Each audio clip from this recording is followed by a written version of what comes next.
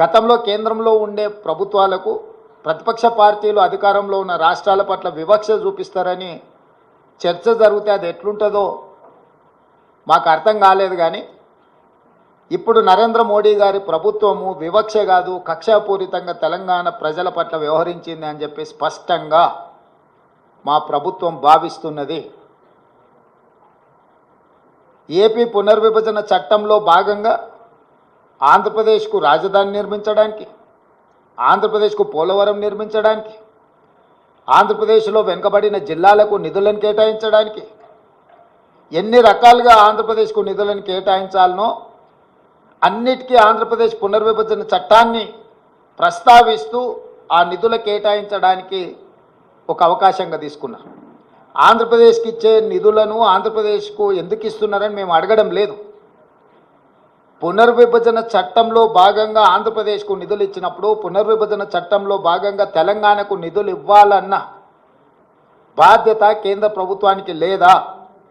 అదే ఆంధ్రప్రదేశ్ పునర్విభజన చట్టంలో బయ్యారం ఉక్కు కర్మాగారం ఉంది, కాజీపేట రైల్వే కోచ్ ఫ్యాక్టరీ ఉంది, సాగునీటి ప్రాజెక్టులలో పాలమూరు రంగారెడ్డి ఎత్తిపోతలకు కేంద్ర ప్రభుత్వం పోలవరంకి ఏ విధంగా నిర్మాణానికి సహాయం అందిస్తున్నారో ఆ విధంగా నిధులను కేటాయించాలన్న ఆలోచన కానీ, అదేవిధంగా గిరిజన యూనివర్సిటీ 10 సంవత్సరాల తర్వాత ఇప్పుడు మొదలైన ములుగులో దాని నిధుల విషయంలో కానీ, అదేవిధంగా మేము స్పష్టంగా ప్రధానమంత్రి గారిని కలిసి మీకు నమోమి గంగే ప్రాజెక్టు లాగానో సబర్మతి రివర్ ఫ్రంట్ లాగానో మీ గుజరాత్కు మీ ప్రాంతాలకు ఏ విధంగా అయితే మీరు నిధులను కేటాయించుకున్నారో ఆ విధంగా మూసీ రివర్ డెవలప్మెంట్ ఫ్రంట్కు నిధులు కేటాయించమని చెప్పి మేము అడగడం జరిగింది.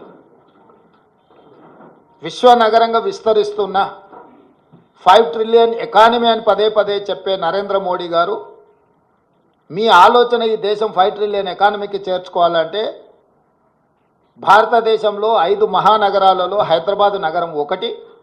ఈ హైదరాబాద్ నగరానికి మెట్రో విస్తరించడం ద్వారా ఇక్కడ మౌలిక వసతుల యొక్క అభివృద్ధిని చేయడం ద్వారా విదేశాల నుంచి పెట్టుబడులను ఆకర్షించి లక్షలాది మంది నిరుద్యోగ యువకులకు ఉద్యోగ ఉపాధి అవకాశాలు కల్పిస్తే దేశం యొక్క ఎకానమీ పెరుగుతుంది అని చెప్పి వారికి చెప్పడం జరిగింది.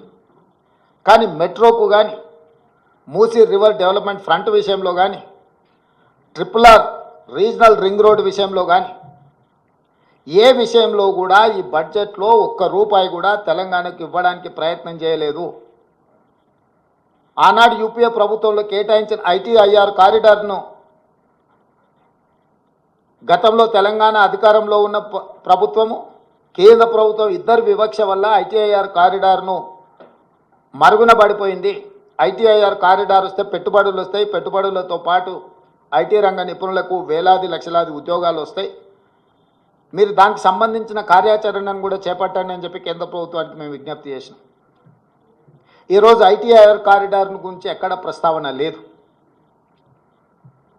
ఈరోజు రైతులను ఆదుకోవడానికి ఒక ప్రత్యేక కార్యాచరణ ఏది తెలంగాణ రాష్ట్రానికి ఇవ్వలేదు.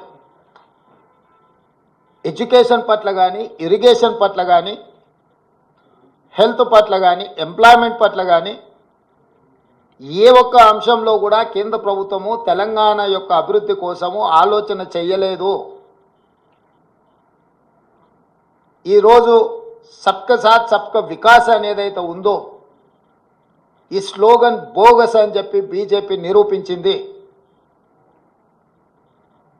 వికసిత్ భారత్ అనే దాంట్లో తెలంగాణ భాగం కాదు అని ప్రధానమంత్రి గారు అనుకుంటున్నట్టుగా ఉన్నది.